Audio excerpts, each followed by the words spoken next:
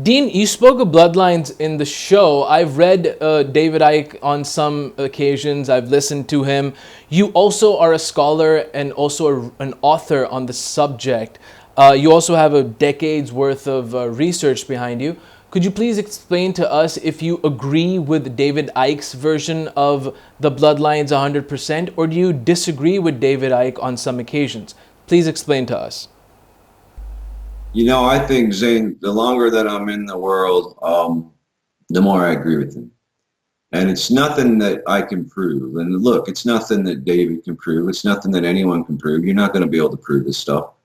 But it's a visceral feeling I have about, how can these people be so different, so different from us? Again, not looking out for even the next generation, for even their own kids, for even, and that's the way the sort of lizard brain operates. They don't, they just kill their young. They don't even, it's just a different, there's no empathy there. There's no concept. There's no, most of us have this concept of trying to be nice to people and, and they just don't have that. So they're so different from us. And to me, it explains things a lot better if we at least have that option of understanding it and maybe put some credence into that option. It really makes me feel better about humanity to do that, because you watch the stuff that, Hitler, Pol Pot, what's happening in the Congo now, which doesn't even get talked about. It's all for our cell phones, these rare earth metals, molybdenum and such.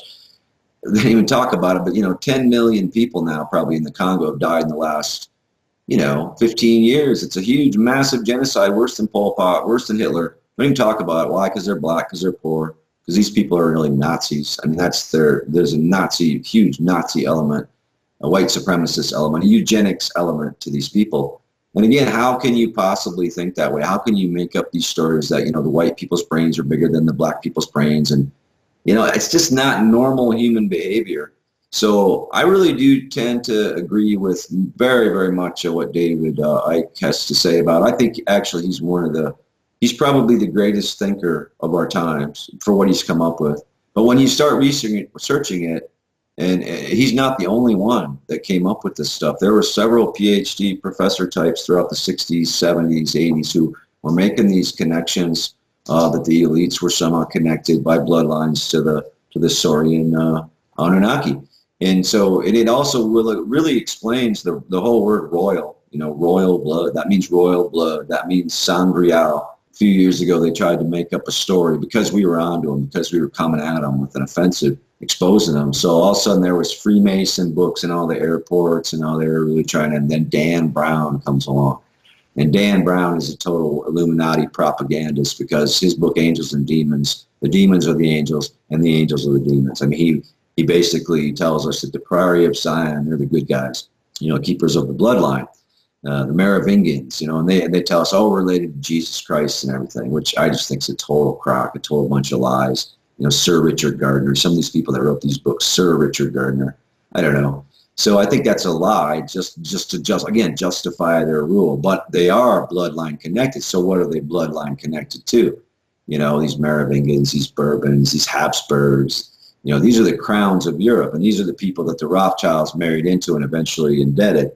But, they're interbred now. They're all, if the bloodline's there, it's permeated. These people are working together. The old Sephardic Jew and the black nobility are working together. And it's very possible that they are, I think, a hybrid bloodline. And it really explains, how they can operate. But I might add too, Zain, I fully believe that we can all shapeshift.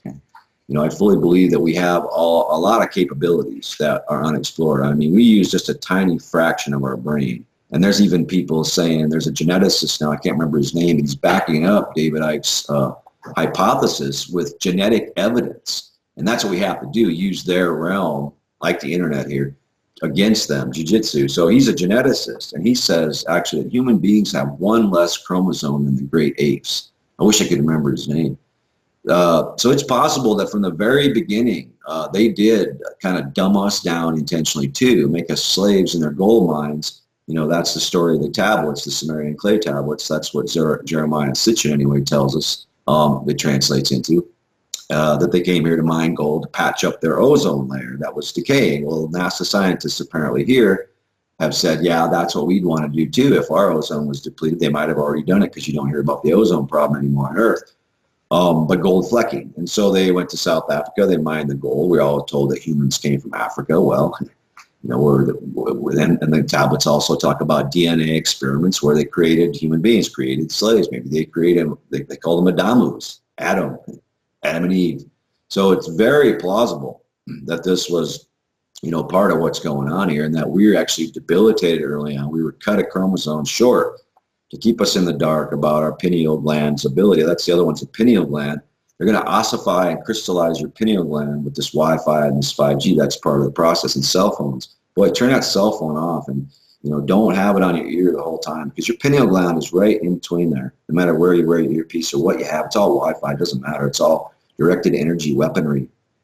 This technology, by the way, this Wi-Fi 5G technology, was developed at Lawrence Livermore Laboratories in the late 70s. It was a weapon. It's by DARPA and in conjunction with Lawrence Livermore. So it's weaponry. It's weaponized, and this is all going to shut us down. But yeah, in answer to your question, I generally tend to agree with David Icke's analysis of it. It's thorough.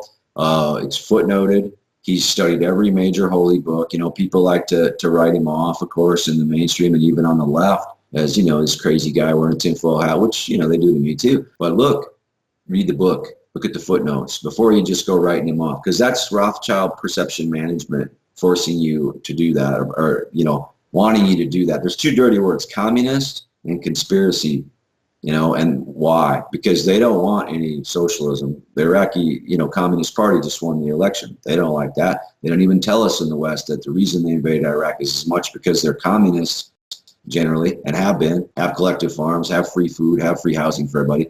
They don't want you to know that. Oh, it's just crazy Saddam Hussein.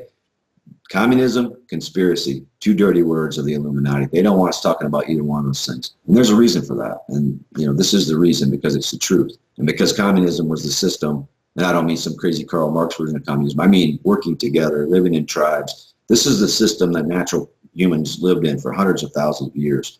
Communism, basically sharing first. Lakota hunter makes the kill. He always eats last. That's the ethic. And that's exactly the opposite ethic that these Anunnaki elite bloodline families, let's call them, have espoused, and now they have us all buying into it. First thing is to quit buying into it.